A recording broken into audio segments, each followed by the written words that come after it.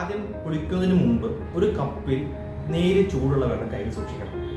നിങ്ങൾ തല ഒരു വെറ്റാക്കിയതിനു ശേഷം ഷാമ്പു അല്പം എടുത്ത് നന്നായി മസാജ് ചെയ്യണം. ഒരു 2 മിനിറ്റോ 2.5 മിനിറ്റോ മസാജ് ചെയ്തേക്കണം. ശേഷം ഈ ചെറിയ ചൂടുള്ള വെള്ളം കൊണ്ടായിരിക്കണം തല കഴുകേണ്ടത്. ഉടനെ വീണ്ടും കുറച്ച് പിന്നെ എടുക്കേണ്ട ഷാമ്പു കുറച്ച് അല്പം മാത്രം മതി. എന്നിട്ട് വീണ്ടും നല്ലവണ്ണം പതപ്പിക്കുക. 1-2 മിനിറ്റ് ഇതുപോലെ മസാജ് ചെയ്യുക. ഉരസരുത്, ചെറിയ രീതിയിലേക്ക് മാത്രം മസാജിങ് ചെയ്യുക. അതിനുശേഷം ഈ ഇളം ചൂടുള്ള വെള്ളം കൊണ്ട് വീണ്ടും കഴുകുക. അപ്പം ഈ നമ്മുടെ മുടി മിക്കവാറും നാര് പോലെ വളരെയധികം കട്ടി കുറഞ്ഞ രീതിയിലേക്കായിരിക്കും ആ സമയത്ത് ഉണ്ടായിരിക്കുക.